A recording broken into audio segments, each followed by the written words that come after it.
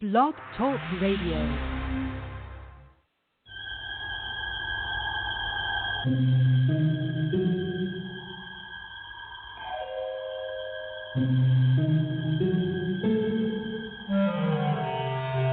Archangels, ghosts, and Bigfoot, oh my. It's just another night for Supernatural Girlz. Real stories, real answers to life's biggest supernatural mysteries. And now for another exciting interview with paranormal experts from this world and others. Here are your supernatural hosts, Patricia Baker and Becky Andreasson. Supernatural Girlz.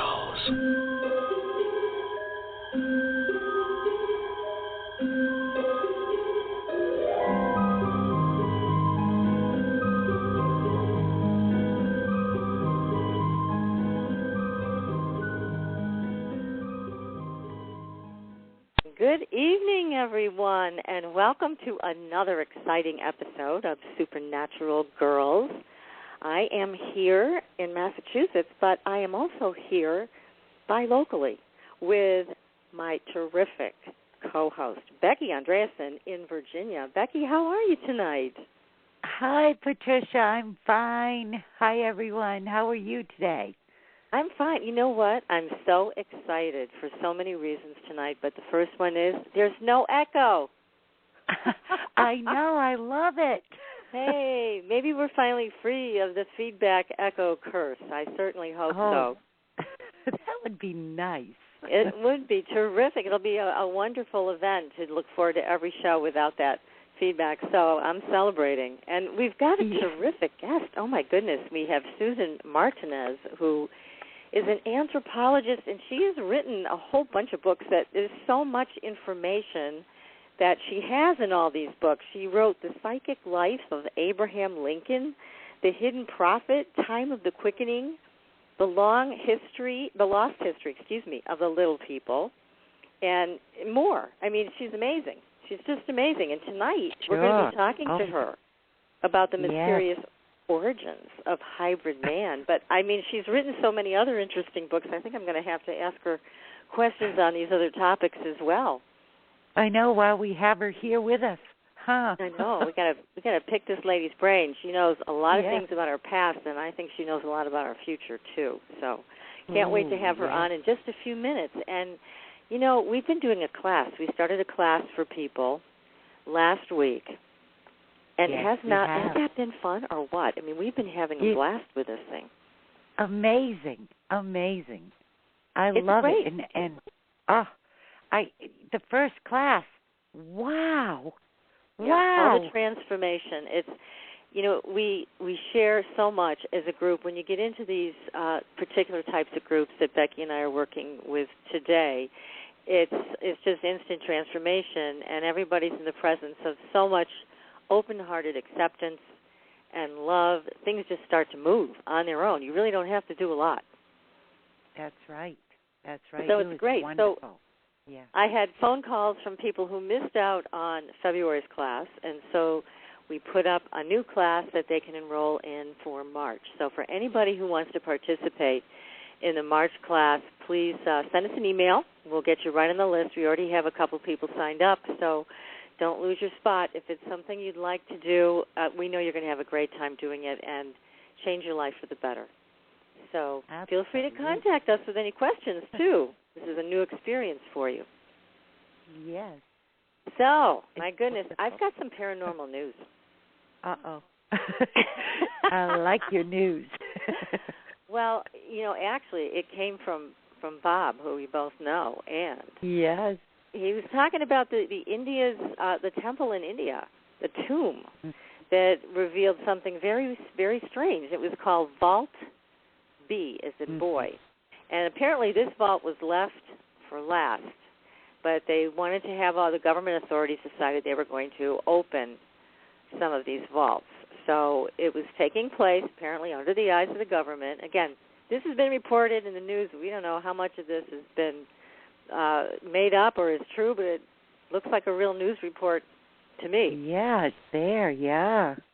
So what they found in Vault B was that it had been sealed shut with a heavy, solid cast iron door with no latch. And the royal family, apparently, and the priest did not want this opened. So yeah, it was no opened latch. anyway. Isn't that a clue? No latch. I know. Do not open. Do not open. Stay away. Oh. But, we're human, and we always like to open Pandora's box. So, so inside the vault, this is according to an Austrian journalist named Schmuller, they said that they found a dark gray, very smooth, elongated capsule, and it had no discerning opening. And propped up against the capsule were 7 human mummified remains that showed no signs of violent death and appeared to be dressed in a thick material with the consistency of silk. And the silk itself showed no signs of decay. And then they said that the object, and this is so interesting, this is, to me, the most interesting part, the object has an almost inaudible low-frequency hum. Mm-hmm. So, there's a frequency involved. Something big going on. Yes, But they tried absolutely. to get inside the capsule, and they couldn't do it. They found it to be impossible. Then they hoped that a fiber optic camera could be used to see inside, but attempts to drill a small hole into the surface, they couldn't do it. It proved to be impenetrable. And so here we are. We have not had any more news about this, but what is inside this thing? But the object, they said, is so strange-looking, it just does not seem to be something man-made by anybody from any ancient society that we know about. And imagine these people, 7 of them, that, aren't decayed or anything. What is that thing doing? Yeah. And silk decays easily and quickly. So, there's something big going on there, something very big. So I hope they can find out and report back so we can all enjoy hearing if they've solved this mystery. But yes, absolutely. Love to know. Yeah, and not find out and not tell us, Oh, I know. They find out and then we don't hear nothing. Zip. Yeah, because that would not be good. No, that would not work for me. No, we me have neither, to know. but that usually is what happens.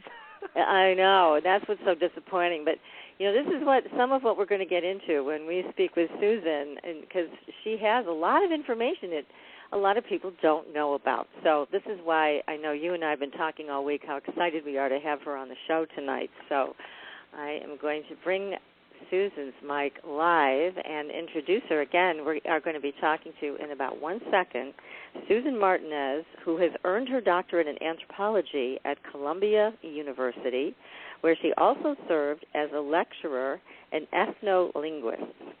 So, Susan, welcome to the show. Welcome. Hi there.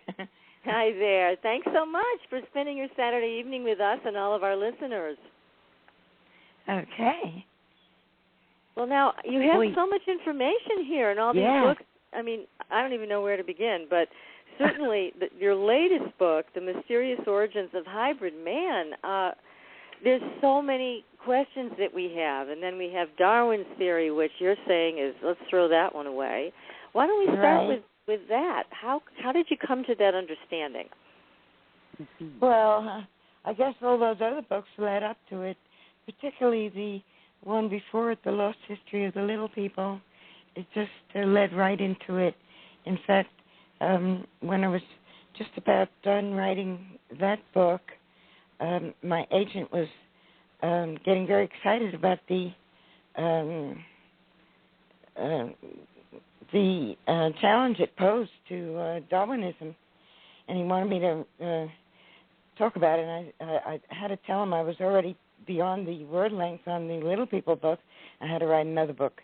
So that's exactly what I did. And so they're a set. And the one I'm working on now completes the set. It'll be a set of 3. I'm writing about the lost continent of Pan in the Pacific Ocean. Oh, my goodness. I mean, all of these topics are just amazing that you've chosen to write about. And your books, I highly recommend them to everybody. I mean, they are just a wealth of information, and it really makes you think about all of the stuff we've been told about history and continents and artifacts and all these other events, and the way we've been shown that according to so-and-so, this is how history unfolded, but you're saying it's not the case. Yeah, well, what we've been told is state mythology, just the same as every other society has had its state mythology to suit its agenda. Now, I believe that wholeheartedly. So tell us more about that. So what do you have you found in this that the agenda really is? Because there's a lot of conspiracy theories out there. There's a lot of people saying that there's certain groups that want power and want to keep us in darkness and keep us in an amnesiac state. What is your feeling on that? Well, I don't go for conspiracy theories per se. Let's look, for example, at the time when Darwinism became popular. Charles Darwin came out with The Origin of Species in 1859. And,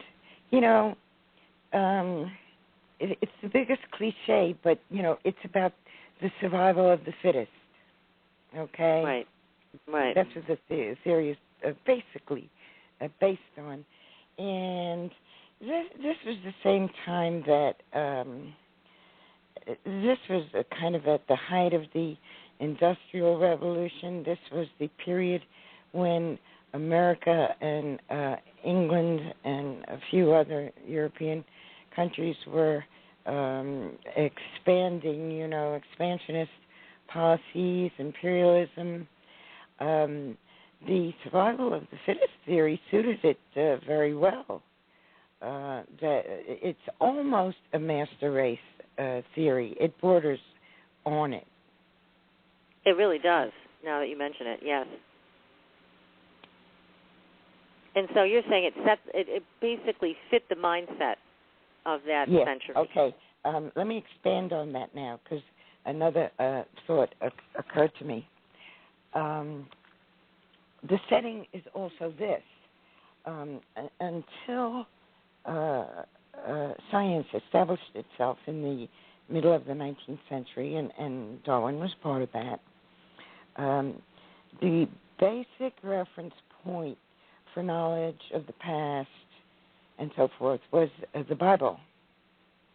And the reason Darwin's book was so controversial at the time it came out, it sold instantly, and it became the standard model for today's science.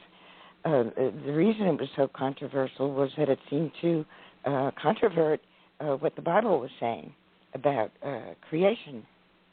So, okay, let me try to make a long story short here. Okay. Darwinism represents the scientific point of view, which is basically atheistic.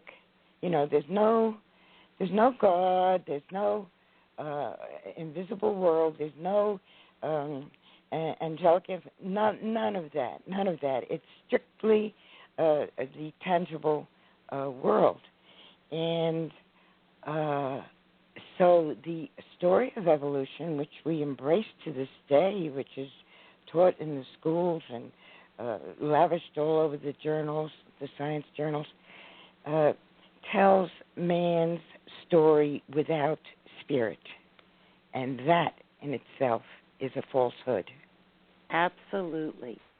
That's right. And they don't like people knowing that, do they? They don't what? They do not like people knowing this or understanding this, do they? Yeah, this is a very powerful agenda.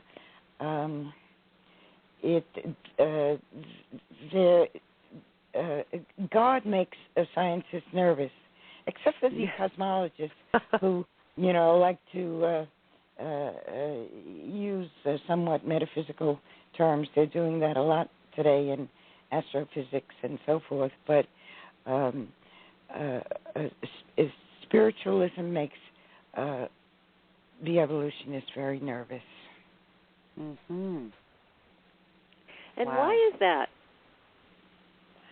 That is because in today's world, this is my idea of prophecy. This is my idea of what is to come.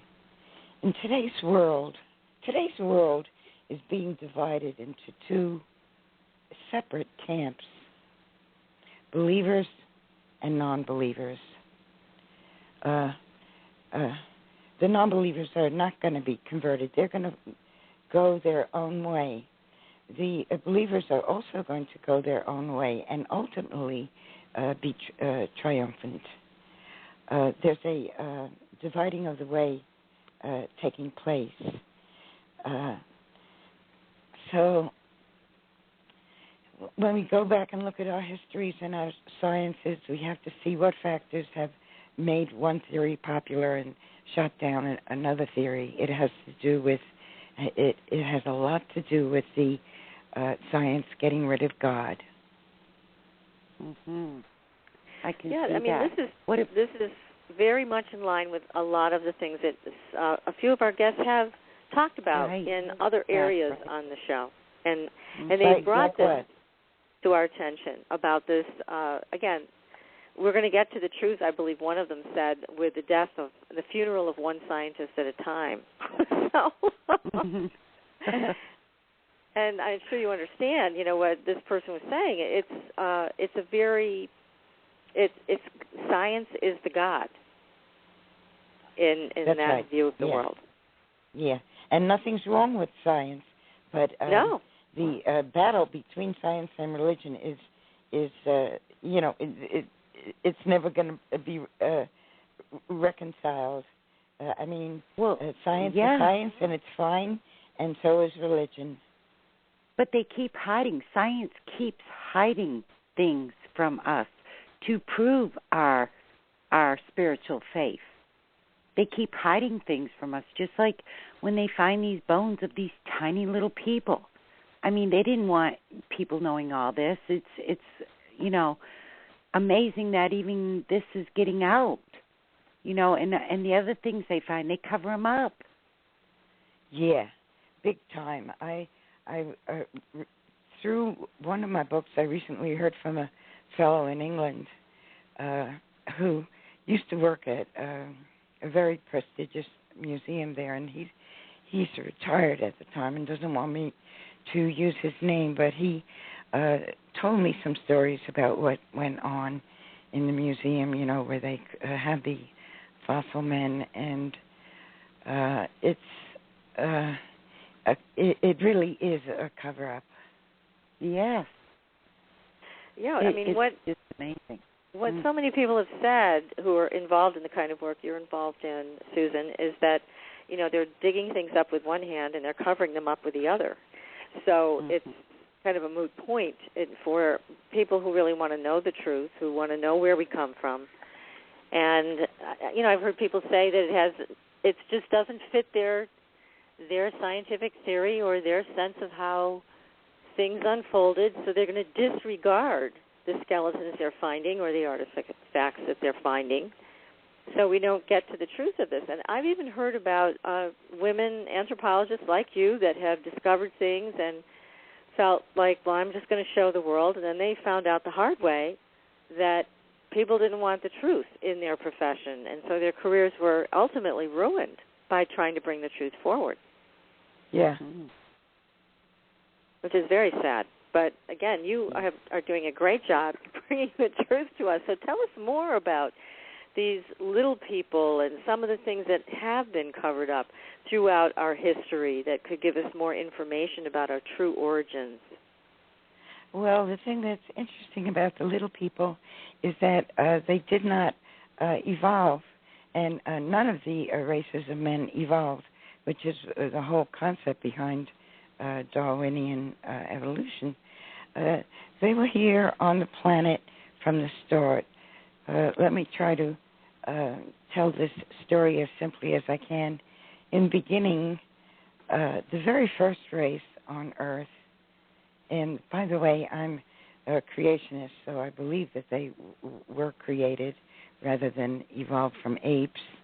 Mm-hmm. And I argue that in the book, particularly in, I think, chapter 8, I use a Socratic method of dialogue in a few of the chapters of the book. Do you have a copy of it? I do. I have it right here. Yeah. So chapter 4 and chapter 8 are done in a dialogue form, arguing back and forth. Okay, so back to the original race on Earth, which has had a name, Asu, man, and these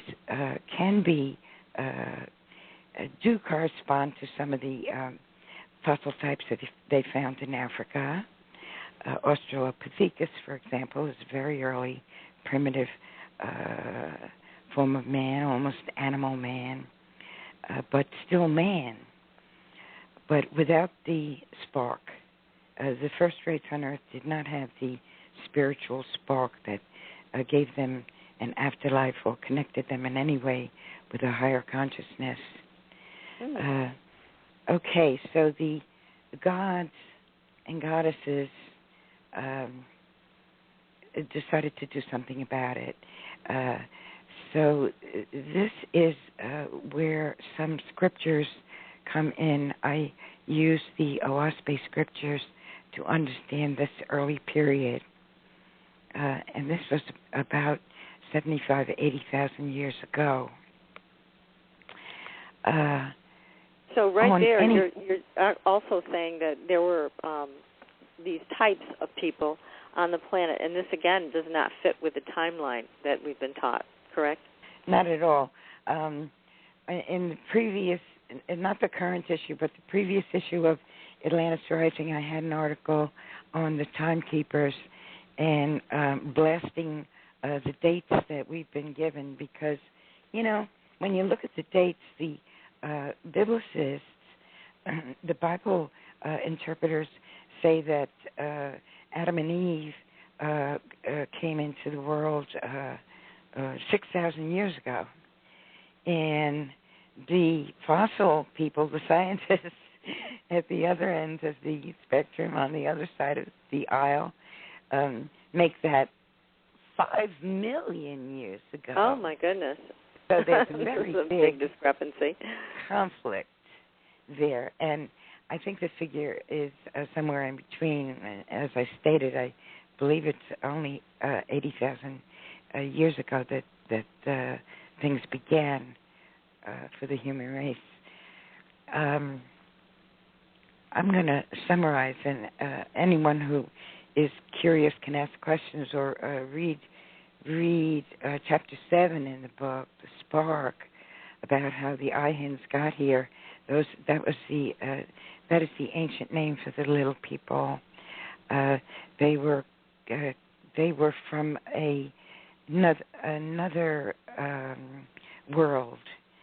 They were spirits who were asked by the high-raised gods and goddesses to volunteer for a mission on Earth to uplift that animal man who was living in the trees and didn't have the spark of consciousness.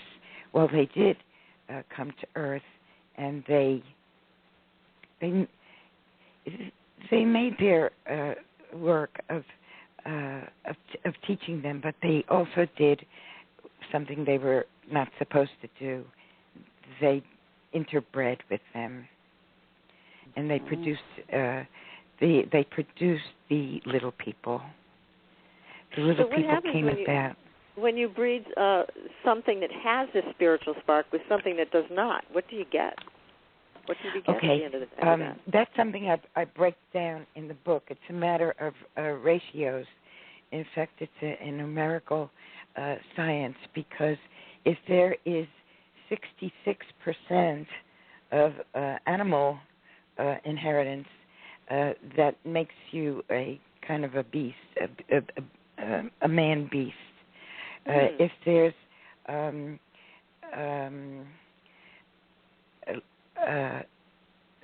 33% or more of the little people genes, that puts you in the category of capable of eternal life.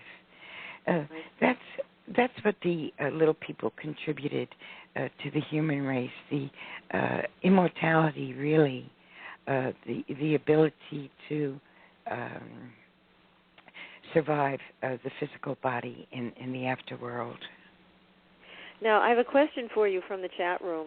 Somebody has written in, and they are asking, is this the Hobbit? Is this the model for the Hobbit character in Lord of the Rings?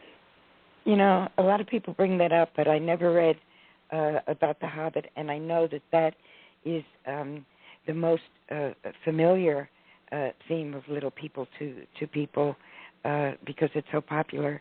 But Middle-earth and all that, I really don't know who that guy got his inspiration from, but there's plenty of folklore from the world's people to have gotten that idea of enlightened little people.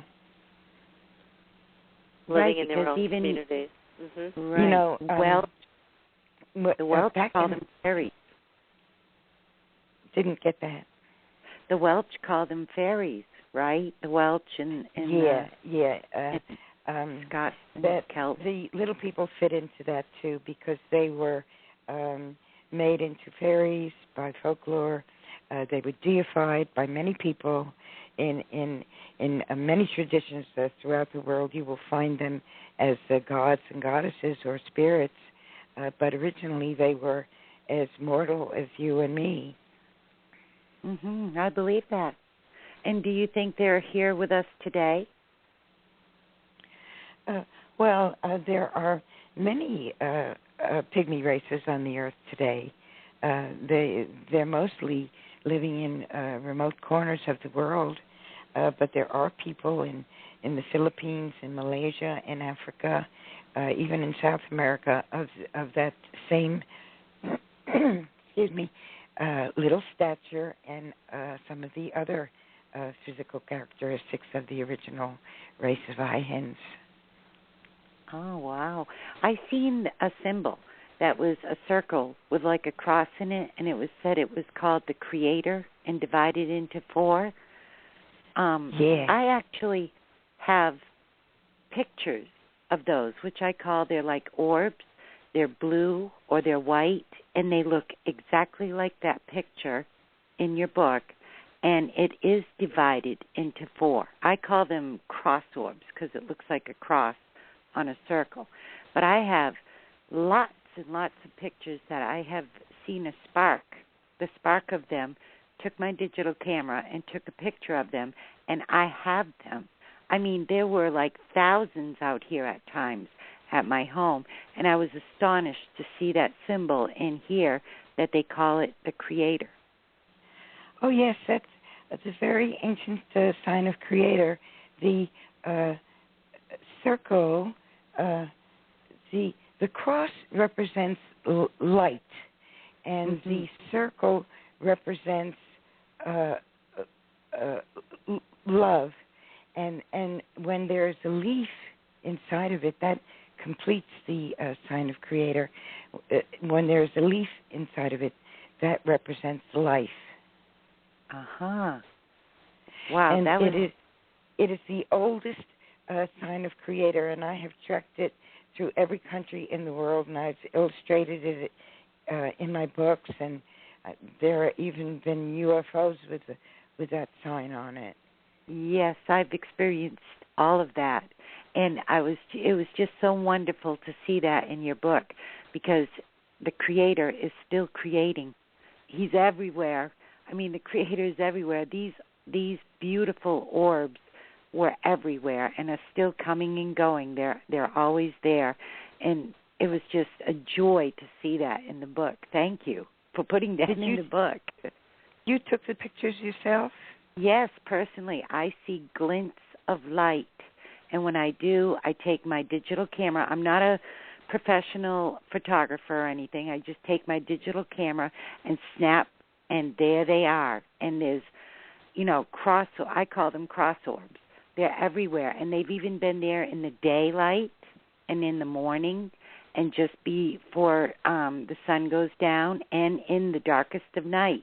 You can see them. They are lit up, bright light, or they're beautiful blue, almost see-through blue. It's just amazing. And sometimes they have other colors in with them. And I've got lots and lots of pictures of them. I've been taking pictures of them now for about 3 years. Wow. Can you send me them?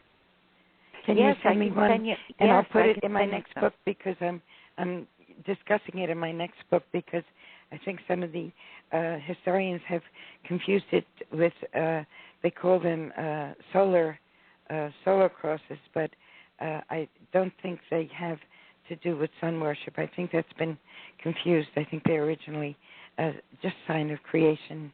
Yes, I absolutely will do that for you.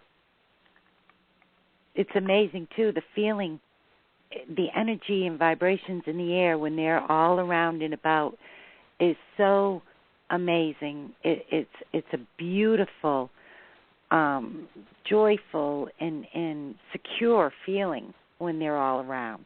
It's amazing. Mm-hmm. Yeah, like Becky, the work you're doing. Yeah, Becky is very special in that she can sense these things and grab her camera and take a picture, and there they are. And Becky's always saying to me, Patricia, take a picture, you'll be able to see them. I'm like, not at her level. I think maybe in my entire life I've gotten 2 tiny little circle orbs, and that was the best I could do. So, Becky, I got to give you credit, because you do have a special gift when it comes to these orbs. Thank you. Thank you. I just love them, and I can feel the love from them, especially when I've got pictures where there is so many. You can see them on top of each other, like in front of each other, all clustered, like thousands of them. I can't even explain the feeling I get when they're like that everywhere. It is just so beautiful and amazing. And I knew it was spirit. I knew it was something they were doing. And when I seen that in the book, that it's creator and it's creation, that makes absolute perfect sense. Yes. Well, let's take a short commercial break, so everybody stay tuned. And if you have a question for Susan, then please call in. Our phone number is 646-478-0828. So stay tuned, everyone. We'll be right back.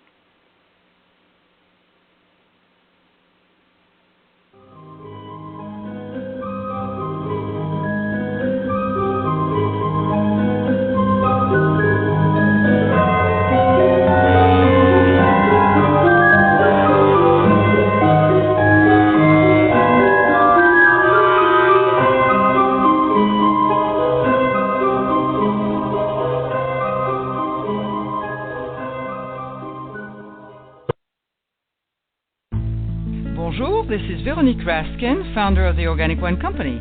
As one of the pioneers of the organic wine movement, since 1980 I have brought you the very best and most authentic organic wines directly to your table.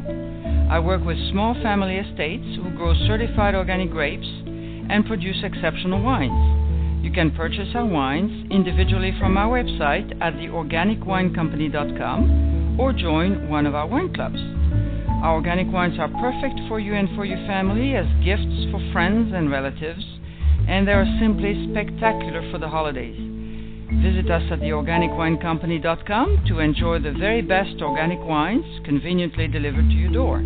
I am Veronique Raskin, passionate about my mission. I offer to you vegan, organic, and biodynamic wines made by people of the heart, wines with a heart.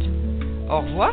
Call us at 1-888-ECO-WINE. Your property tax bill. Have you seen it lately? It's frightening. Your property taxes are going up while your home value is going down. It's time to fight back and win. For the real truth about the property tax system, get attorney Pat Quintilian's book, Are You Getting Screwed on Your Property Taxes? How to Find Out and How to Fix It. Attorney Quintilian answers all your questions and gives you the facts you need to fight a property tax bill that is spiraling out of control. You'll also read about what happens to property owners who don't check their property records, only to find out too late they're taxed on square footage, fixtures, and even buildings that they don't own. Is this happening to you? Learn your rights. Buy Attorney Pat Quintilian's book today. Are You Getting Screwed on Your Property Taxes? How to Find Out and How to Fix It. Available on Amazon.com.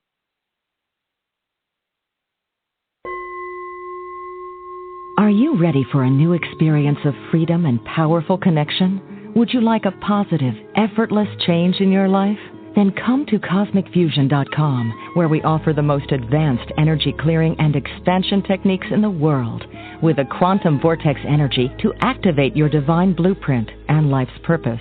When your soul leads the way with cosmic fusion and quantum vortex energy, you can break clear of past difficulties and blocks with the power of the Source. With Cosmic Fusion, the Source energy does the work for you. It's easy and effortless. Listen to our free meditation right from our Cosmic Fusion website, the Cosmic Code Meditation. Sign up for one of our interactive webinars today. Come to Cosmic Fusion, www.KOSMICfusion.com, to experience an effortless awakening and transformation. Are you ready for an upgrade?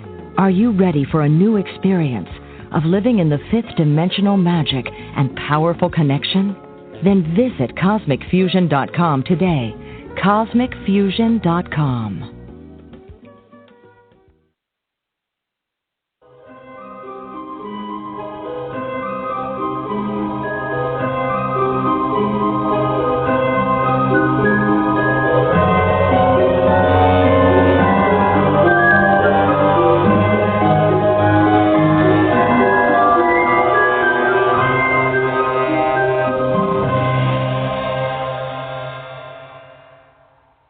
Welcome back, everybody. We are speaking with Dr. Susan Martinez, who is an accomplished anthropologist and author, and we are speaking with her tonight about her most recent book, The Mysterious Origins of Hybrid Man. And if you have a question, please call 646-478-0828. So we were talking about these orbs and the creation energy that they are, and we were also discussing, there's so much to talk about with you, Susan. My mind is spinning. I'm sorry. I'm going to maybe have to jump around a little bit with you. But That's we're also fine. talking about the cover-up, talking about the fact that there's so much to our history that we just don't know about. Now, when you started looking into this and examining all of the evidence, what are the things that you found that were most shocking that people just don't know about our past? Shocking? Yes, surprising, shocking, things that most people don't know about, Well, where we come from. You know, the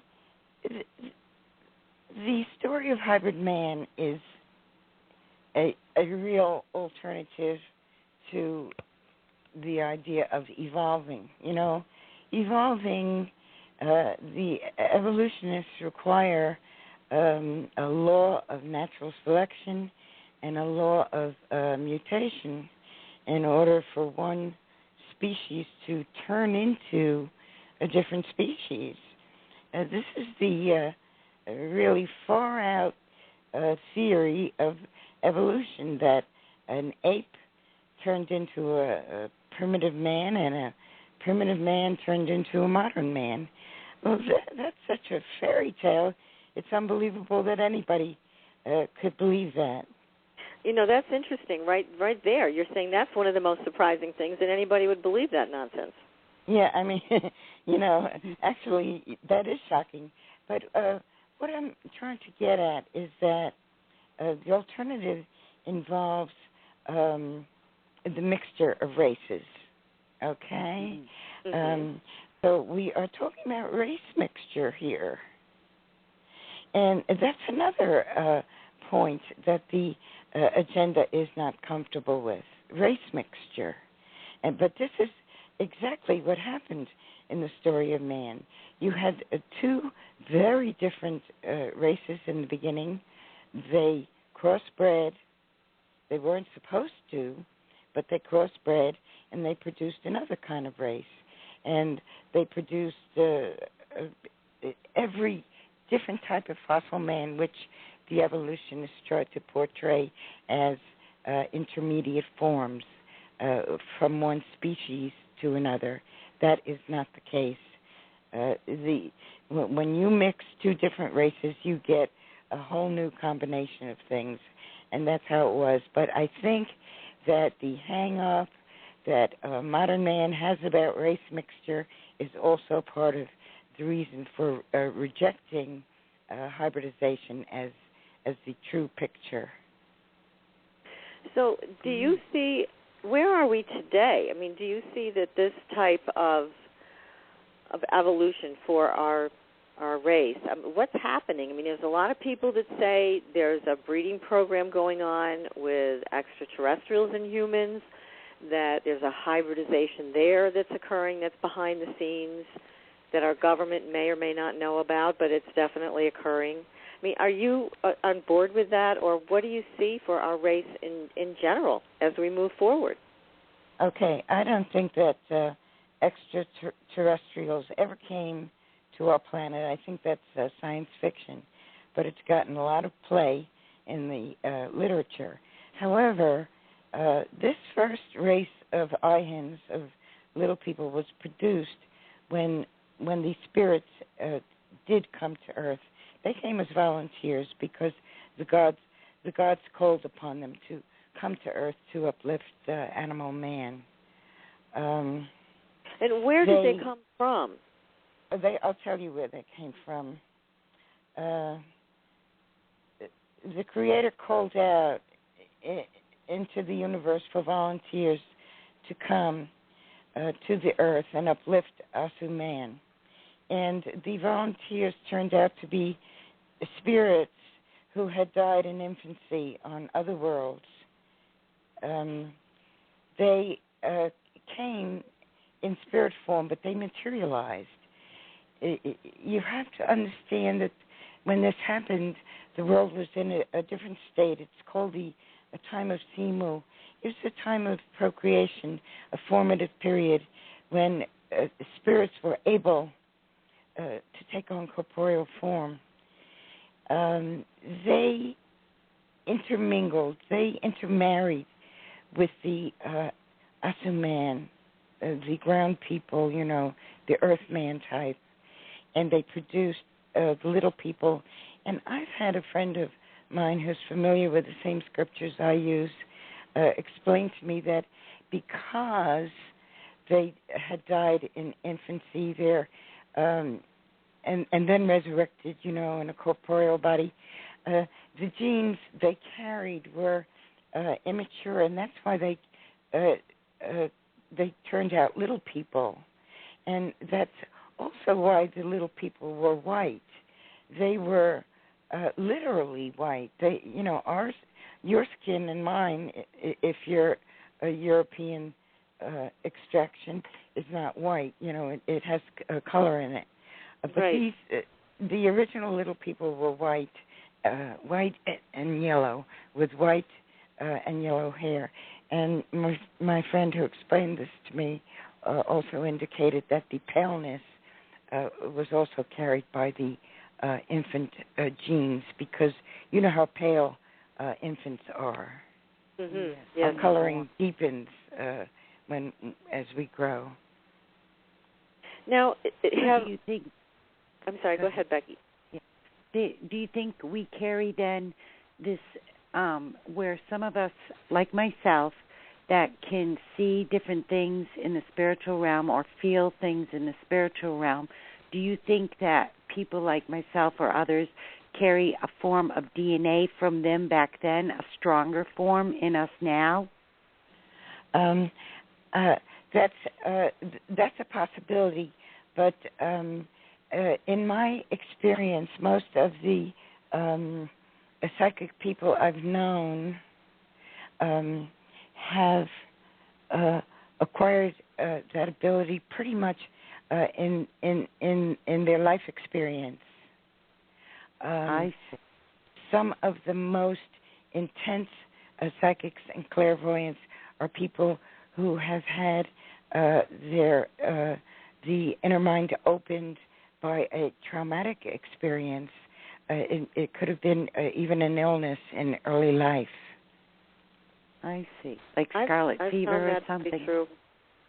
Mm-hmm. Yep, exactly. Yeah. That does seem to open I'll tell you, a window. I'll tell you that the most common kind of injury to produce this is head trauma. Like scarlet fever or something? Oh, fever, definitely. But yeah. Head trauma is the most outstanding cause of psychism. Interesting. Well, that reminds me of Peter Herkos, who I'm sure you know of, who was the Dutch painter who fell off the ladder and had a concussion and was in the hospital. And when a nurse came in to tend to him, she touched him, and he saw at that moment that her house was on fire and her daughter was trapped inside. And he told her, you must get someone immediately to your home and rescue your daughter from this fire. And it was exactly the way he saw it, and they did rescue her daughter. But he was able to do this only after he fell off the ladder and hit his head quite severely. So it's a perfect example, Susan, of what you just mentioned about head trauma. Oh, yeah, and there are many examples. And I've also gotten into the literature on this is going on onto the dark side, but I want to shed light on it. The literature on multiple personality disorder, and well as crime, and studied crime and the life histories of serial killers, and then compared it with multiples. In almost all of these cases, there's trauma. With multiples, most multiples are female. Of course, there are exceptions to the rule and very exceptional ones, but the statistics are very highly in favor of females. And you go and look at their biographies, and most of them were sexually molested in childhood. That is in the category of trauma that I'm talking about. Then when you shift over to the category of psychopaths and sociopaths of the most extreme kind, most of them experienced trauma in childhood, and in most cases it was head trauma. No, now kidding. This has, see that. Okay, this has nothing to do then with DNA and the lines of the lineages coming up through humankind. You're saying then? No, because I think that to take a realistic look at personality, there is nature and there is nurture. There are genes and there is environment. But the most important factor is environment and surroundings, how we grew up. I see. And with these sociopaths and psychopaths, when you're talking about these personality types, and they can do a lot of damage. I mean, obviously you're talking about also serial killers and people who seem rather soulless. And it's perfectly understandable to me, having been a psychotherapist for years in the past, that there was a serious trauma, whether it be to the head or to in the emotional sense or both. But there also seems to be a kind of a lack of a soul or a lack of something quite profound that separates these people from others. The way I see it is not so much the lack of a soul, but that the soul has been taken control of by an excarnate entity. This is an area that I'm very interested in, and I'm sort of dreaming about writing about it because I've got enough material right here to write about it. It's just a matter of knowing whether the audience would be receptive. But you see, even bipolar, I've been thinking about that a lot lately because I know a few individuals with it, and I know how extreme that can get. The new revelation for mankind is going to be about the excarnate personalities who are behind so many things that happen here in this life. Once we go pass over, we die for the spiritual body, yes, but for the physical body, I meant. But the spirit lives, and a spirit that did not meet muster here on earth, particularly a person who led a bad life, the problems are exaggerated in the hereafter. They remain earthbound. They don't make the resurrection to the higher regions. And that's who all the troublemakers are. You know, in the most extreme cases, that of killers, serial killers, you know, all you have to do is look at the literature, read their biographies. They all say the same thing. They say, I was told to do it. The voice told me to do it. And you can actually, if you follow the details of the cases, you could see that it was not them. It was something motivating them and influencing them. There is a whole world that we just have not paid any attention to, and that's the excarnate world. You know, this is fascinating. Susan. Yes, you spoke of the your two people. The first people that were animalistic, Asu, and then the second people. And then when they got together and had children, there was forgive me, I forgot the name. It started with D. Homo erectus. Yeah, the second people, but the Drooks. The Drooks. Right. Yes. And they were more carnate, or more. They were kind of mean, actually. You know, the way I was reading through it, they were different than the others. So that's why I was trying to get across, because of the DNA or the interbreeding, there were people that were actually created that were actually cruel and more oppressive. I mean, they, oppressed people and were cruel to people. So I was seeing this throughout your stages of them interbreeding. Different types are groups of people that were actually what we would call evil or bad guys, and then there were the good ones. I mean, even the little ones had to hide from them at times. So that's why that made me think of the DNA mixing, which would have also gone into the spiritual DNA also. That's why the beast has the number of 666. If you follow that, the history of that thing clearly enough, you find that refers to that 66% ratio I was talking about before. Mm-hmm. Because, if the DNA mix comes out in the offspring with less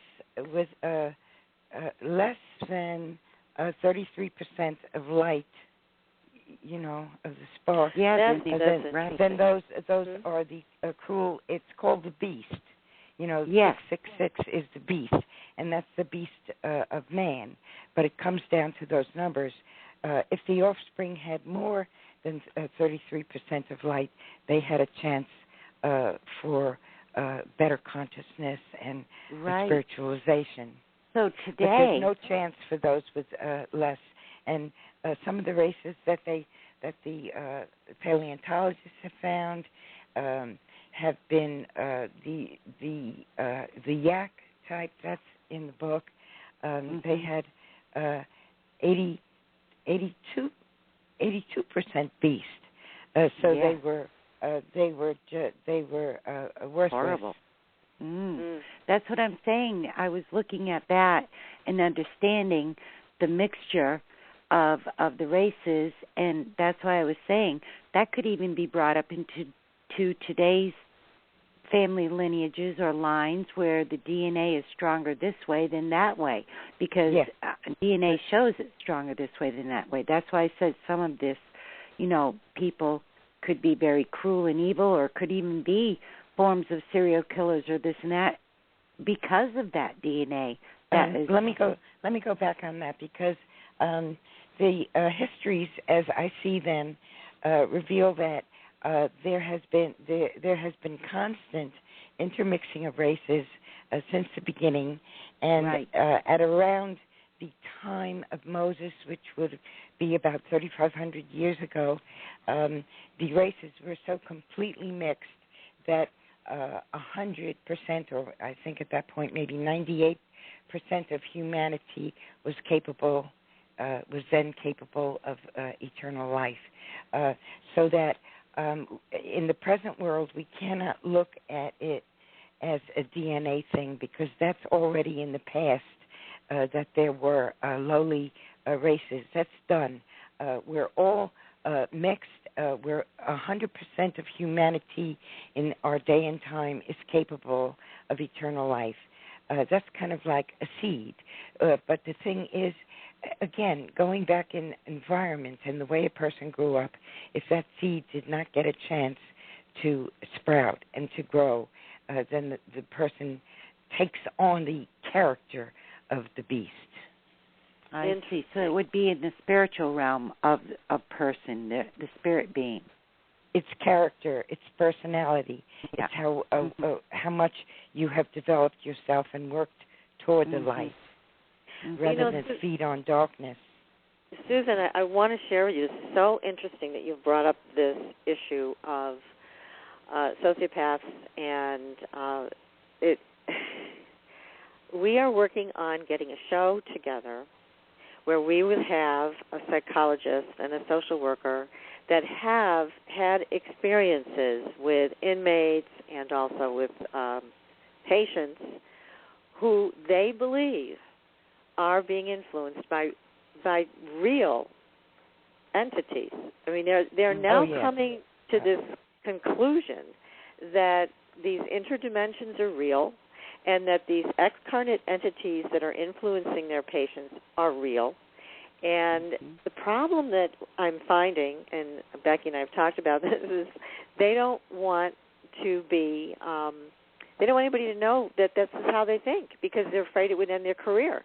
So we're back again to something similar. It would be similar to what some of the anthropologists have experienced. Well, here's the truth. Right. Well, that's the end of you. So, we're talking to them about coming on anonymously and just sharing their experiences with these excarnate entities influencing their patients. So I will be sure to let you know if we can pull the show off, but it's something that we would really like to do. So we're totally in line with what you're saying about this. Yes, that's the work of the future. You're already ahead of the time, because that's what it's going to come down to, because psychology is another field that has failed us. I'm thinking that, up until about 20 years ago, the term was multiple personality disorder, and that was MPD for short. And then they had to change that. To get rid of any concept of spirit, and they changed it to DID, dissociative identity disorder, and DID. And you don't know what that means. It's just a bunch of words. Right. But the original MPD, multiple personality, that has a little more the flavor of what's really going on. There's more than one personality involved here. Some multiples have as many as 80 or 90 personalities functioning through them. I have a whole library of MPD books. But even, you see, in these subtle ways with changing the terminology, and I still use it. I'm stubborn, and I still use MPD, and I get corrected. No, it's DID now. Well, I don't like that. It's a euphemism, because these are very clear-cut cases of possession, spirit possession. You know, I just heard, and I don't know if it's true, but I just heard that in the new psychiatric code book, that possession is now a code. They have added it. And if that's true, that would be quite remarkable. I have yet to see the new code book, but if it's there, I'll be really surprised. But it would be, it would be true. It would be true. You mean DSM-5? Yes. Really? I just heard that from a friend of mine. So when I interview the psychologists that have had these experiences, I'm going to ask them to pull out their new code book and look that up for me, because that's a fascinating piece of information, especially, again, if it's true. So I'll confirm that. But, again, you're bringing up all these fascinating points about how we choose to develop and also how we interbred, and all that's done. It's in the past. But there's a lot of choices that are going on today in humanity, would you say? Yes. Some people have said to me, well, how come one person who had a rotten childhood turns out great, and another person who had a rotten childhood turns into a criminal? Well, what's the difference? You know, let's say they both had the same trauma, or the same sexual exploitation, or the same kind of parents who belittled them. Belittling is a very strong factor in these sociopaths. And its opposite is also a strong factor. Parents who expect them to be achievers, who expect the world of them. This is all in these biographies. But, okay, how come two individuals with the same awful background turn out so different? Well, you know, one of them somehow sparked and just realized that he had in his power to choose to climb out of it. Yeah, I mean, it is a choice. And like you said, if you have the spark, and you're saying all of us now have that spark, so all of us now have that choice. And also, it's possible that the one who made it had a strong guardian spirit with him, and the one who didn't make it had nothing but Girlz with him, which are the low spirits, the afterlife equivalent of the jooks. The words are very similar. The words are related. The jook is the mortal form of spiritless, and the Girlz is the afterlife form of the lowest rank of in the angel world is the Girlz. Mm-hmm. Now, Susan, you've also written about ancient Egypt, and you're probably familiar with Paul Brunton's book, A Search in Secret Egypt, where he runs into, in one of these chapters that I read, he runs into an adept while he is traveling through the Valley of the Kings.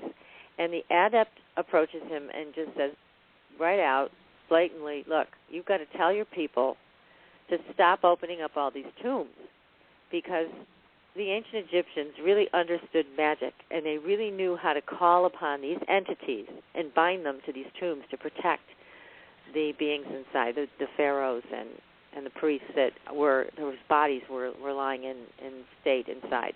So you better let them know, because it's going to release chaos onto the world, and no one will know that it came from here. But I'm telling you, this is where it's coming from. So are you familiar with that? A long time ago, I had a boyfriend whose parents had Paul Brunton as their personal guru. Ah, how interesting. Yeah. Small world. Pardon? It's a small world. Small world.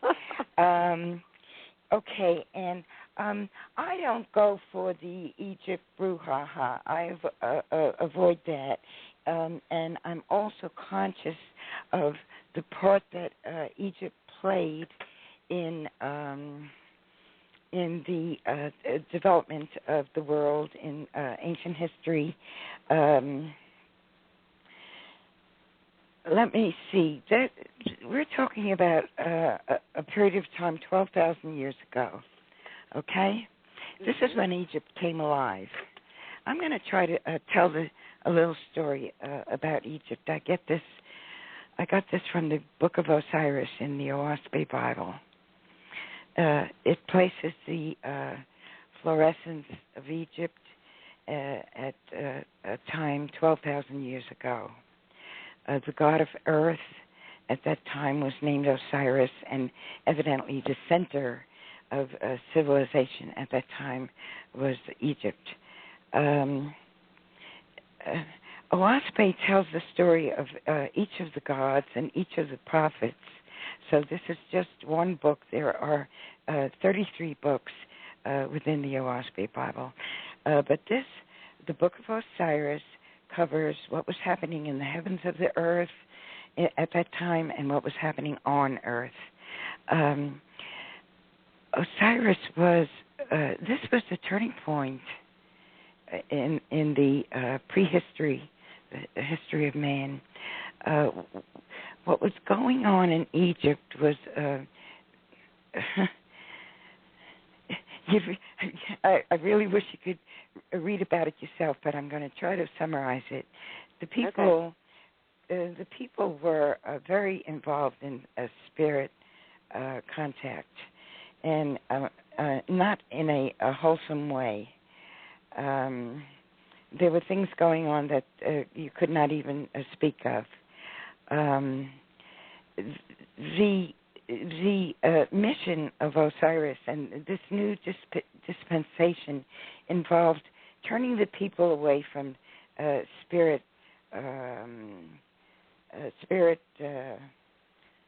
activities, mortals and immortals mixing in all kinds of ways that they're not supposed to, turning them toward the study of the cosmos, of the sun, the moon, and the stars, building observatories, developing a science, understanding astronomy, developing a calendar for man to work out his cycles of agriculture and everything else for the good of the people. This, in a nutshell, is what the Osirian dispensation brought. It brought astronomy, and that spread to the rest of the world. So the part of the false teachings that had to be corrected in that time in order to set us straight was the concept that the false gods taught in Egypt of reincarnation. So what you're saying is that the Osiris teachings brought in a positive science to the people. Exactly. It's funny because we started out talking about Darwin's book and how it came out in the middle of the 19th century and turned people away from religious interpretation to a more correct scientific explanation. See, there's that balance again. Going back 12,000 years, that same matter was under consideration because things were too outbalanced, too much in favor of a spirit contact. And most spirits who want to communicate with the earth are on the lowest plane. They're druges and associated spirits on the lowest plane. Most spirits who progress don't even bother with Earth anymore.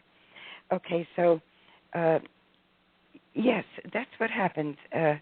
They were obsessed with the spirit world, and they became obsessed with reincarnation, which was a false teaching, and we again today have that in our midst as a teaching that will have to be defeated because it is not true.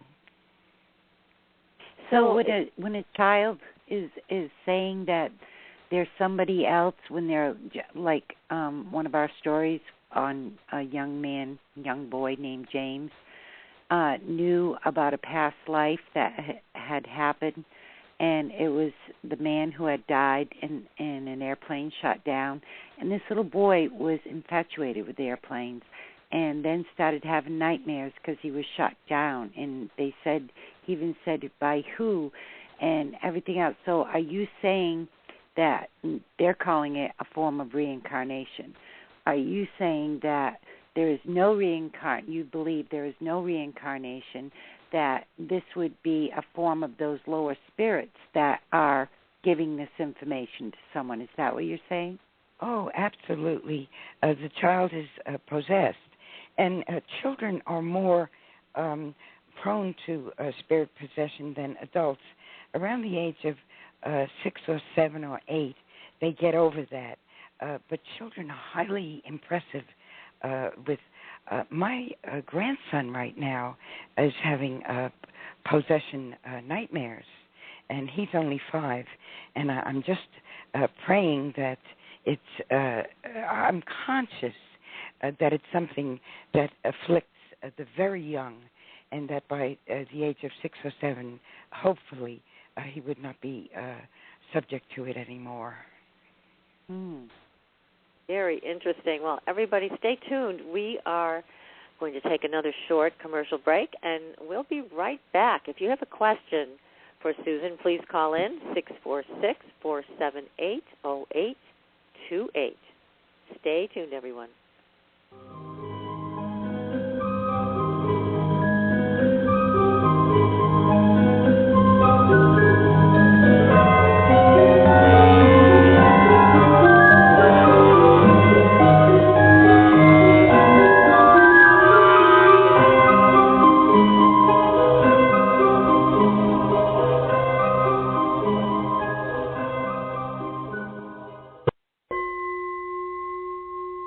Ready for a new experience of freedom and powerful connection? Would you like a positive, effortless change in your life? Then come to CosmicFusion.com, where we offer the most advanced energy clearing and expansion techniques in the world, with a quantum vortex energy to activate your divine blueprint and life's purpose. When your soul leads the way with cosmic fusion and quantum vortex energy, you can break clear of past difficulties and blocks with the power of the Source. With Cosmic Fusion, the Source energy does the work for you. It's easy and effortless.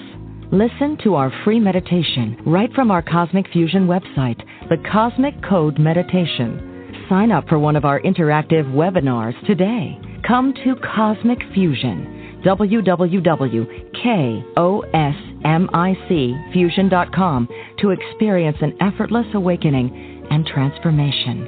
Are you ready for an upgrade? Are you ready for a new experience of living in the fifth dimensional magic and powerful connection? Then visit CosmicFusion.com today. CosmicFusion.com.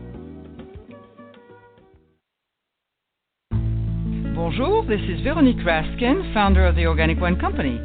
As one of the pioneers of the organic wine movement, since 1980, I have brought you the very best and most authentic organic wines directly to your table. I work with small family estates who grow certified organic grapes and produce exceptional wines. You can purchase our wines individually from our website at theorganicwinecompany.com or join one of our wine clubs.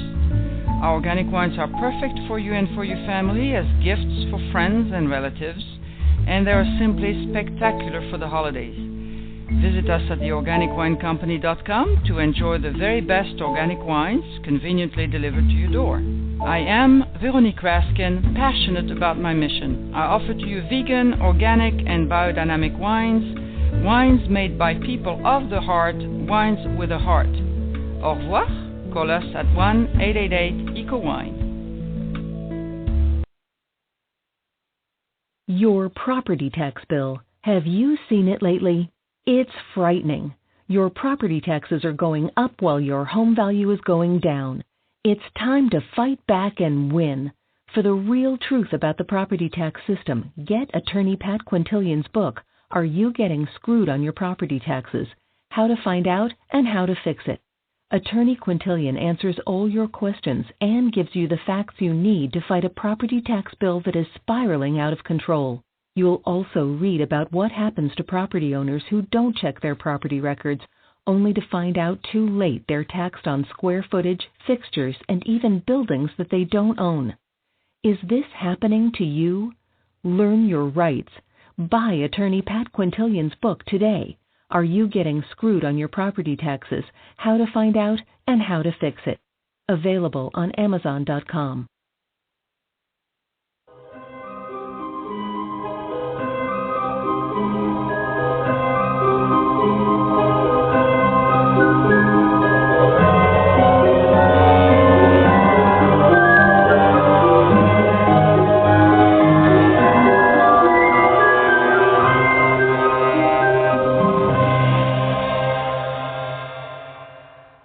Welcome back, everyone. We are speaking with Dr. Susan Martinez about lots and lots of things, but mostly her new book, The Mysterious Origins of Hybrid Man.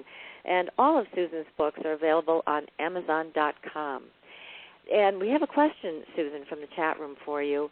Someone would like to know, it's two questions, actually. Do you think we are only here incarnated in physical reality just one time? Oh, yes. It's a one-shot deal, and don't fool yourself. And then the next question that this person is asking is, where do you feel we go after we have died?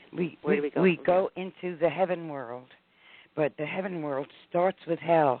The lowest heavens are actually where hell is. And you mean everybody takes a trip there too? Or I don't understand what you're saying. Everybody has to pass through it, but a high-raised person passes through it very quickly. A person who's been bad stays there. Oh, okay. Interesting. I have a question about Noah, which I thought was very interesting in your book.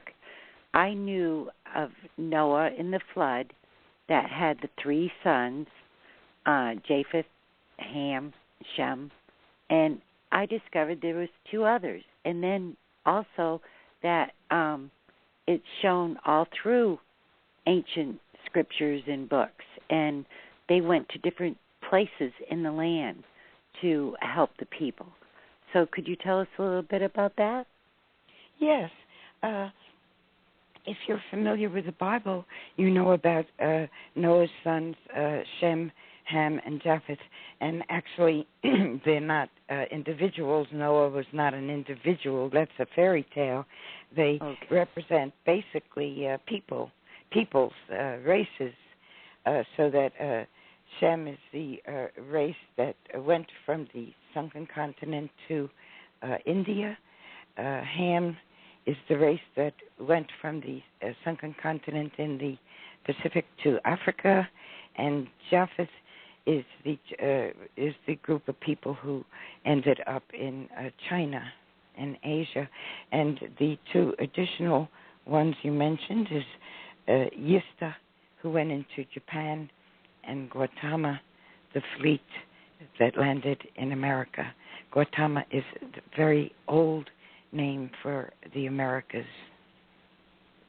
Wow. So the story you're saying there was no ark, or is that meaning they all had boats and when they left Ham?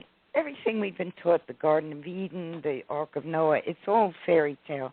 It's all a mythologized version of a basic truth. When the continent of Pan in the Pacific went down, the only survivors were the little people. And they went out in 5 fleets. And those are the names just mentioned, Shem, Ham, Japheth, Yista, and Gautama.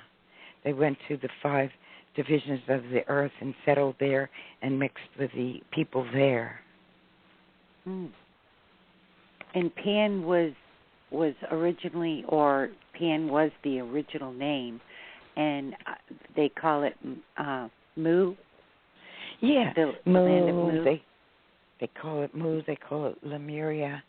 The original name of that continent was Waga, and I've been tracing that word in different the different landing places, but in general, the continent is referred to as Pan.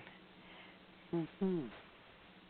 I'm writing about it, and I'm jumping on Atlantis at the same time because I think Atlantis has absconded with all the true facts of Pan.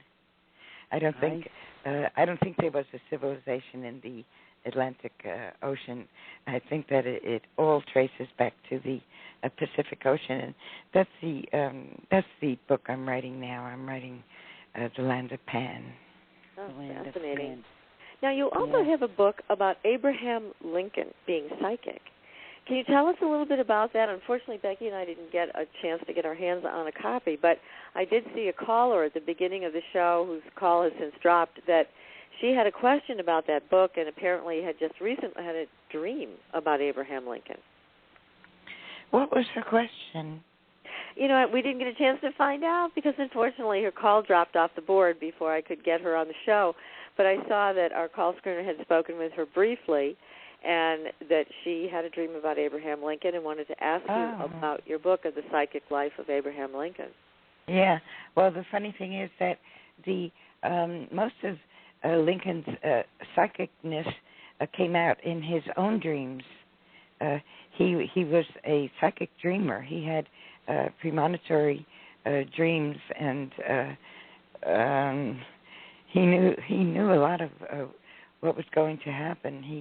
He knew what would happen to him as well. Oh, so he knew that he was going to be shot and killed in the theater? Yeah. Oh my goodness. Not exactly, not specifically, but he had a feeling about it, and one of the famous stories is that he told his footman when he left for the theater, he said goodbye, and he had always said to him good night. Mm. Now, did he have something happen to him as a child, too? Because were you explaining earlier that this psychic ability has something to do with trauma? Yes, he did fall off a horse and landed on his head and was unconscious for a period of time. He lost his mother when he was 9. Mary, his wife, lost her mother when she was 6. She was psychic also. Wow. Can you tell us some more stories about his psychic abilities? So he was able to dream the future, it sounds like. And it also sounds like you had access to maybe some of his writings about this. Lincoln was chosen by the higher power to become president. There was a very strong force, angelic force, organized and in great phalanxes to raise him up to the position that he did attain, and for a reason. Can you guess? Mm-hmm. You can try take a wild guess. Take a wild guess. Freedom. Take a wild guess. Come on. Freedom for the people. Yeah, I would say freedom. Freedom you got it. Yeah, the human race. Yes. And you got it. You got it. That's because I'm psychic. That's why. Anyway, after he was in office, I think it must have been in 1862. He had a dream, and it wasn't an ordinary dream. He had the ability to have extraordinary dreams. In this case, this is how the angel world reached him to communicate with him. They came to him in his dream, and they told him that his mission on Earth was to free the slaves.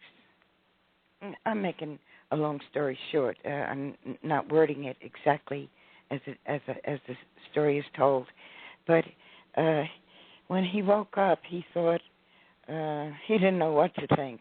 He remembered the dream, and he thought it was just his mind playing with him, because it did come across as an angelic communication. but they said to him, "We'll come back. We know what you will think, but we'll come back." And it did happen. He had the same dream again, and this time he took it a little more seriously. And it was just around that time that he started to draft the Emancipation Proclamation and kept it in his waistcoat, kind of a secret, and finally showed it to his cabinet. And finally, on January 1st, 1863, it was declared. Wow. Did he know about his child? Didn't his child die? They lost 3 out of 4 sons, but only 2 of them in his lifetime. He was shot in 1965, and he had already lost 2 of his boys. Later, so that left 2 more. They had 4 sons. Later, Tad, their son Tad died, but that was in 1871, I think. I think around 1871, somewhere around there. Tad was 18 when he died. Willie was 11 when he died in the White House, and Eddie was 4 when he died in Springfield, Illinois. So they were very deeply traumatized parents. Yes. And they consulted mediums. Mediumship was very popular in those days, like today. Yeah, only more it's so popular today, yes. It was more so then, though. It's interesting that they consulted. And any particular standout experiences when you were doing your research about their consulting mediums? Well, there is a wonderful little book available online. At the moment, I can't remember the title, but the author is Nettie Maynard, and she was a young medium who came to Washington from Connecticut because her brother had been wounded in Virginia, and she was very psychic, and the circles grabbed her up, and Mary and Abraham ended up working with her a lot. She helped. She one time in the White House, she went into a trance. They had laid out a map of the war zone, and she used a pencil to point out the movement of the Confederate troops. There's quite a few stories like that in the book. I'll leave it to your listeners to grab the book and read the rest of them. Yeah, that's fascinating. So there was a lot of guidance that Abraham and his wife were both receiving from the other side, and also from his own dreams. And it sounds like he had very strong angelic guidance to get the job done. Right. So yes, I love angels. Yeah, they're wonderful beings. And this is a fascinating story about Abraham Lincoln. It's just amazing, you know that. And you know why the story has been suppressed? Because it has been suppressed. There are more than 6,000 books about Lincoln, and I'm afraid mine was the first one to really tell about his psychic life. And you know why the story was suppressed? Because he is America's favorite president, and he's the world's favorite American president. And just imagine if it turns out he was, a medium and a psychic and into all that brouhaha. He would have fit right in now in this time, this contemporary time. But anyways, for people that are looking to read this wonderful book that you have written, it's called The Psychic Life of Abraham Lincoln. So that's also available on Amazon.com, and it's written by Susan. So please take a look at that. Again, it's called The Psychic Life of Abraham Lincoln. I'm so pleased that you wrote that book. I think it's tremendous.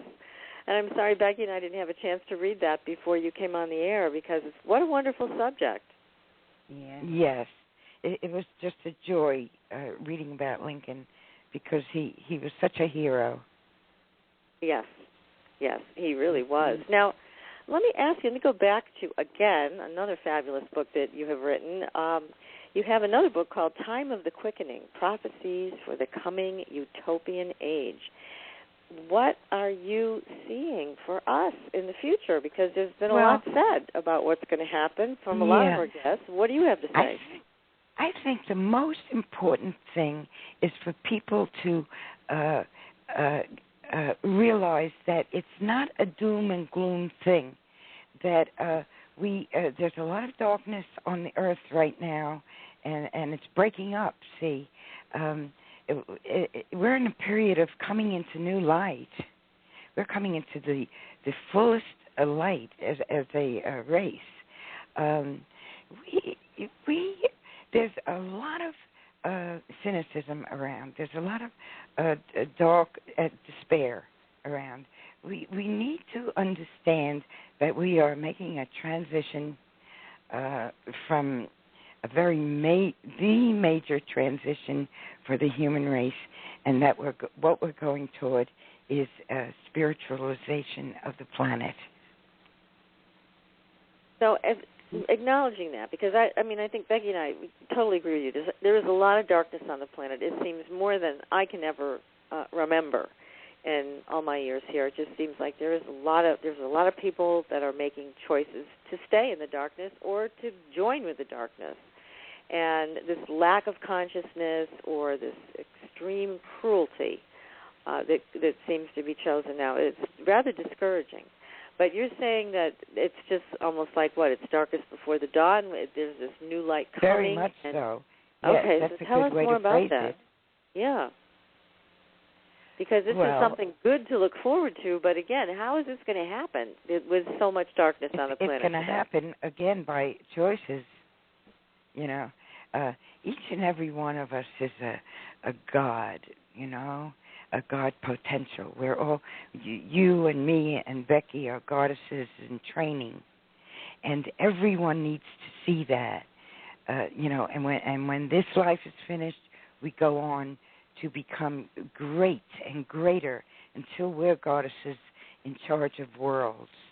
We need to see the whole picture, and the positive attitude consists of understanding what the darkness is and coming up with solutions, coming up with things that work, and rejecting things that don't work. So it's being a little more flexible about that. So however we were raised or what our beliefs are, being willing to take a look at all of that and discarding the things that we feel are in our way or are not supportive of the world today and then how we would like the world to be today. Okay, and the basic message of spiritualism is to give of yourself, and that's how you get.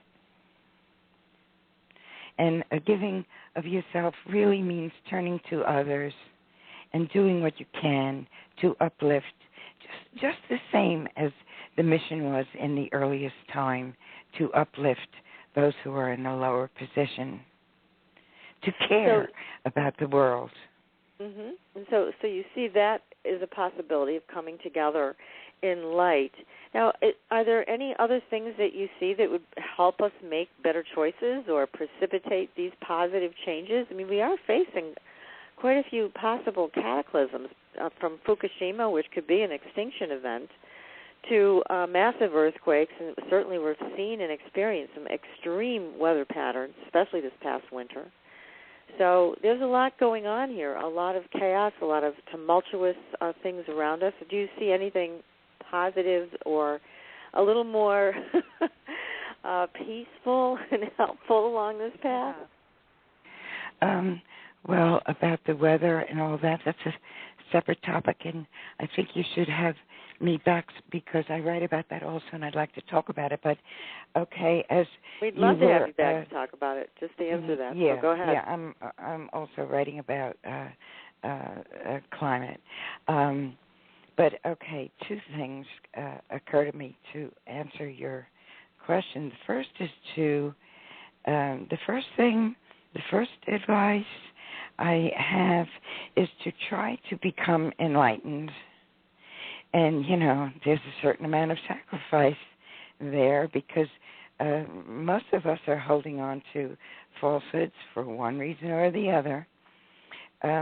Okay, and the second part is to meditate on selfishness and meditate on its opposite, which is selflessness. These are the principles of spirituality. Spirituality, it's not a flighty thing. It's not an airy-fairy thing. It's becoming enlightened, knowing the truth and accepting it, and becoming less of a selfish person. Okay, so there's more open-heartedness, more compassion, more giving, and that will help us all make better choices. But there are, as you mentioned, there's a lot of people that are being influenced by excarnate entities who are telling them to do bad things, and they're doing bad things. That's why we need to become enlightened, because we need to throw out all the old sciences, the psychology that says blah blah blah, and rejects the discarnate element in our lives. We need to become enlightened and get past that. We need to understand that we're part of a spiritual world, that we are spirits in bodies, and when we cross over, we're going to either be great or we're going to be caught in the dark web that held us in life. Which doesn't sound like fun to me, so I think we should all aspire to the higher purpose. But there's a lot to be said about the shifting. You're talking about shifting in paradigms for entire disciplines, like the discipline of psychiatry, which a lot of it involves medication and institutionalization. So there's a lot of that you're saying we need to shift out of some of these ways of thinking about treating mental illness or treating people who are at the mercy of discarnate entities or excarnate entities. You're talking about a major shift in consciousness, but at the same time where I'm skeptical that it's going to happen, at the same time I have to say, yes, I have been receiving phone calls from these psychologists who are hopefully getting ready to talk about this on the air, even if it is just anonymously. So that's something I never thought I'd hear from them. Let me tell you something. Spirituality also means trying. Even if you know the odds are against you, it means trying. Because you have to live your truth. If you're not living your truth, you're a druja. Well, so there's no gray areas there. Truth. So, gee, that sounds really frightening. It's like, wow. Well, in every moment, what is my choice? Yeah, you almost have to. You almost have to think about every moment. Or, I really tried to find the joy in everyone and everything, and just like a magnet right to it. And that's how I do it. I'm because there's so many things that can drag a person down or upset a person in a second or something like that. And I'm always searching for that one little spark of joy anywhere I can find it and go right to it and then flame it. That's what I'm always trying to do. So I don't know, that might be a form or way of enlightening. And it's a lot easier to try to do that than to try to figure everything out and be bombarded with all this darkness. Yeah, don't you think? Becky, it's little things. Yes, little things, little sparks. It's details. It's little things, and it's respect toward all people. Mm-hmm. And it's a smile. It's a smile, Oh, I know smiles. It's little things. Yes, I know smiles. I've been told since a little child, a little baby, that I would smile all the time and bring smiles to faces. And I do that to this day, without even realizing it. As soon as I see someone, there's a smile on my face. And I'm telling you, that's right. A smile is huge. It's huge. The essence of it just moves. Yeah, because you're acknowledging the light in the other person, that spark that, Susan, you were talking about. So that acknowledgement, hopefully putting attention on that, brings it forward and helps the other person as well. Yes, we can help in so many little ways every day. Yeah, that make huge difference in people's life. Well, that sounds like you're saying that's the key, which is so important. Now, in terms of cycles of time, because you've also written quite a bit about cycles of time, and I mean, do you see this as a cycle we're actually in right now, or we're going to be moving into this in a few years? Where are we in this? We moved into the new cycle 160 years ago. Okay. More than 165 years ago. The new era began around 1850. It has a name. It's called Cosmin, and the name Cosmin refers to, fulfilling ourselves as cosmic beings, and opening up to wider understanding and living in truth. We call it the Cosmin era, but the Hindus call it the Satya Yuga, the age of truth. The Hindu system is distorted in some ways, but it does carry some truths, some other truths. And the Satya Yuga is one of them, although they project it far into the future. I think that's wrong. I think it has already started. But the startup period is 400 years. So we're 160 years into the new cycle. That's why everything's changing so fast. That's why there's so much confusion. That's why there's so many prophets and so much darkness and, all of this. It's overwhelming. And that's why you need centuries to develop it. But the cycles do work in a definite period. So the first dawn of the cycle comes in 200 years. So that would be the year 2048. And that is not far off. So we're getting very close. 35 years or something like that. Did I figure that right? Yeah.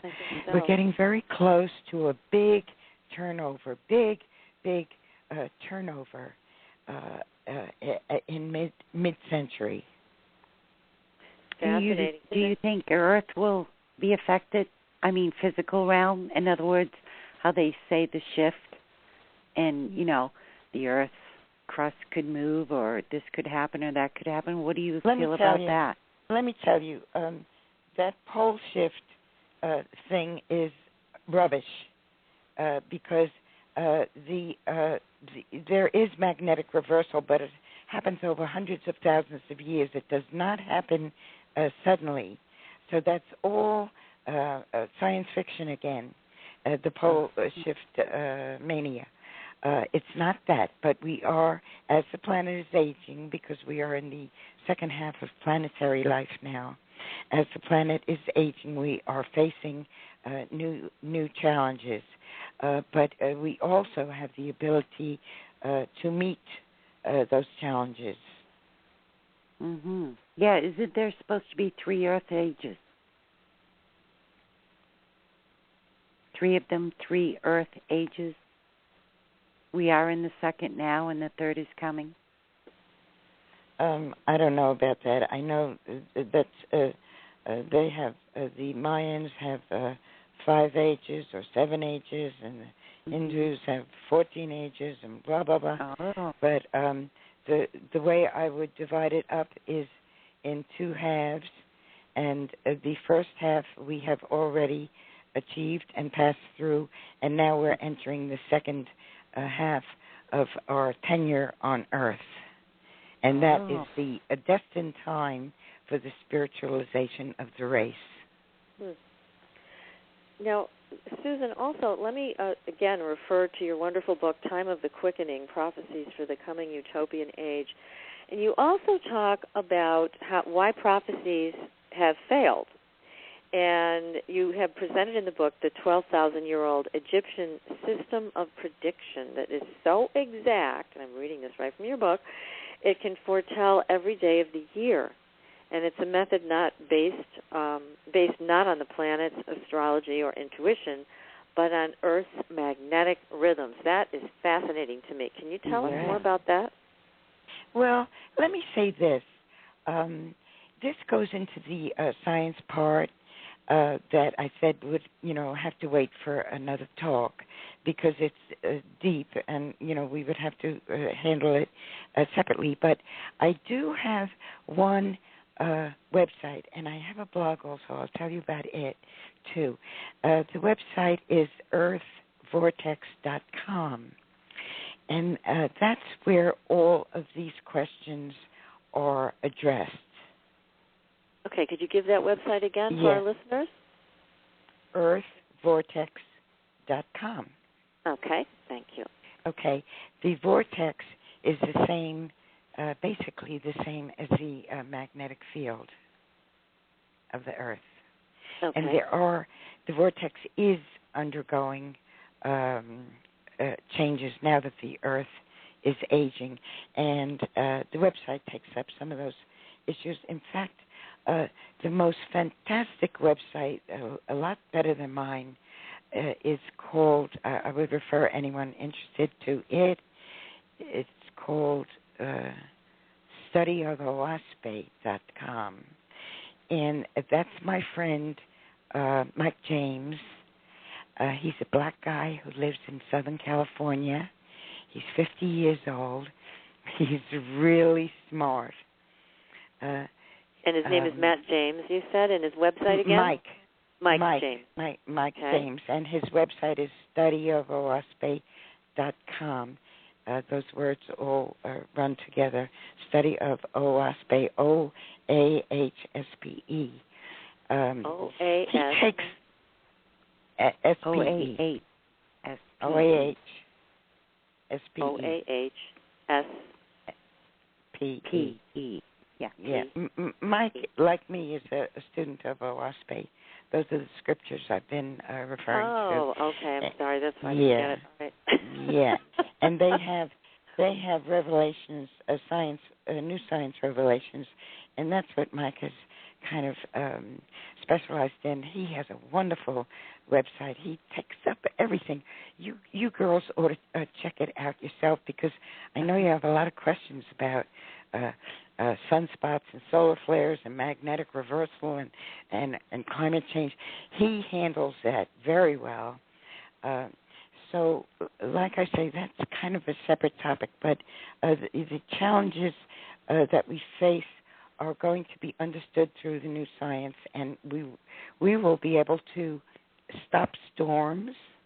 We will be able to bust up the vortex of storms. We will be able to...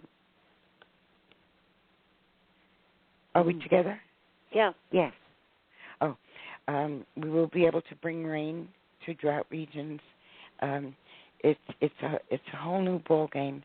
But and you see, when you talk about this, I mean, certainly Native Americans, some Native American medicine people have had that ability, and they're in concert with the earth and what's around us in a much different way, and a much more holistic way. So is that what you're talking about? Not so much the technology of being able to control the weather, but again, this kind of understanding and natural flow of things? Actually, the Native American spirituality is very close to my own, but I was referring to technology, but not very complicated, but simply understanding the vortex and learning, for example, how to break up the vortex of a storm. Okay. And I'm on your new website, your website, earthvortex.com right now, where you say the Earth floats in the midst of a vortex. It's a fascinating website. So, again, everybody take a look at it, earthvortex.com. It looks great. Oh, and I have a blog. Also called Tourist Guide to the Afterlife. Okay, First Guide to the Afterlife. And where can we find that? Tourist Guide to the Afterlife. Tourist Guide to the Afterlife. Oh, that's great. And where can we find that blog? It's on Create Space. Okay. I think.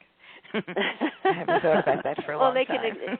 Tourist Guide to the Afterlife. You can always Google it and see where that comes up. So, yeah, that sounds fascinating. And, again, you're such a great writer, Susan. You've written so many wonderful books. And, again, a wealth of information. I feel like Becky and I have hopped around all over the place with you to try to get some pieces of wisdom here out to our audience from what you have to share. And certainly, let me just go back this up, because this question we probably should have asked you at the beginning. What was it that set you off on this path? This is a very unusual path for a Ph.D. in anthropology. Well, I only spent 2 years teaching in academia, and I realized it wasn't for me. So I went off on my own, and I've been on my own ever since. And I would say when I was in my early 30s, I started to think that what I really wanted in life was to be a better person. And I think that moved me in the direction when I was in my late 30s, I got the OASP, and I've been following it ever since and trying to live up to its tenets. Where does that come from, the OASP? It's a new Bible. It's a fully authentic Bible on a par with any other Bible, but it's a world Bible. It's for the coming age. It came out through a process of automatic typewriting just after the typewriter came out in the year 1881. What do you mean automatic typewriting? In other words, it came channeled through a person that was typing it out, or the typewriter? Exactly. Okay. Channeling, yes. Okay. You see, everything came together. The Remington came out with the typewriter, I think, in 1876. The human instrument who had been chosen by the angel world to do the job was approached in his sleep, in a dream, rather like the Lincoln story. He was woken up from his dream, from his sleep really, by a phalanx of angels and asked to perform a mission for the Creator. He was told to go on a 10-year, that they would return in 10 years after he fulfilled their requirements, the first of which was to become vegetarian, the second of which was to spread goodwill. He was a medical doctor, and he was asked to, do medical services for the poor, and so forth, to purify himself. He did it. And 10 years later, he was approached again by the angels and told to get a very large ream of paper. Previous to that, he was told to acquire a typewriter, and he practiced on it and was not very good. But when he was controlled, he typed at the rate of 90 words per minute. His hands were controlled. He was in he was semi-awake and semi-trance. He described, I wrote a biography of Dr. Newbrough. It's called The Hidden Prophet. And all of that story is told in that book. Oh, amazing! You've brought so much information to us, and now I have even more questions. Well, we'll just have to get together again. I think we're going to have to. My goodness, because my head is just spinning around here with all this new Bible. I got to look that up. I got to look this Earth vortex stuff up, and the magnetic field. And when you talk about the magnetic field too, Susan, do you feel that also is having a profound effect on people and the way they're making choices today? The Earth's magnetic field and how it's changing. Yes, to a certain extent, because there are fluctuations. There is an 11-year cycle of the vortex. The space agencies know about that. They know about the flattening and rounding of the vortex. This is known, but even beyond that, there are cosmic influences. You see, the Earth, there are two motions of the Earth that we're familiar with: the rotation of the Earth on a daily basis and the revolution of the Earth on a yearly basis. But there is a third motion of the Earth, which is the whole entire solar system moving through the cosmos. And when it moves through a dark region of the cosmos, we are affected in a dark way. And when it moves through light regions in the cosmos, we are affected in a light way. Oh, interesting. Yeah, I mean, this whole concept that's of something motion. that Mike James has a lot about on his website, studyofawasp.com. Definitely going to have to check that out, because I think this whole idea that we're moving through space, that the Earth is spinning, I mean, I think we just completely forget about that. We don't even address that anymore. I'd like you to have Mike on your show. Well, he sounds like he's going to be a great guest, so I'll give you we're going to check him out. Let me give you his telephone number. Okay. Well, we should probably do that off the air, and so that we don't have all of our listeners calling him at the same time. He would probably appreciate that. But yeah, I know Becky and I are very, very happy to entertain having Mike on the show. And Susan, you've just been a wonderful guest and so thought-provocative. I mean, you have given us all so much to think about in a completely new way. So thank you so much for your wonderful books. And again, for everybody, there's a lot of books. If you look up Susan Martinez on Amazon.com, you will find all of Susan's books. And tonight we've mainly been talking about the mysterious origins of hybrid man. But Susan also has a wonderful book about Abraham Lincoln and also Time of the Quickening. So please visit Amazon.com and get Susan's books. They will make you think about things in a whole new way. So, Susan, thank you again so much for coming on our show. Thank you. Yes, and we'll have you back for sure, and I'll be back in touch with you. We'll reach out to you to get Mike's phone number and contact information, and we will go from there. So thank you so much. Okay, it was a lot of fun. Oh, good. Well, thanks. I'm going to put you back in the screening room here, and Becky, I think you probably have a message for one of our listeners, so we'll let you take it away from here. And Susan, thank you so much. Thank you, and Susan. thanks for having me. Oh. Okay. Yes. So who have the elders talked to you about? They gave me a message for Charlene. Okay. And this is your message, Charlene. Velvet blue. Be at peace, dear. Grandma hears you. Grandmother hears you. So this is it again, Charlene. Velvet blue. Be at peace. Grandmother hears you. Tosha larisi e to kohal neasa alarakis. Akish kohamayanta leasia tatashudo to kumahe iate. Do lariasi tiatam. Naya tataki atiase. Charlene, we are with you. There's your message, Charlene. I would love to hear from you. Let me know. Thank you.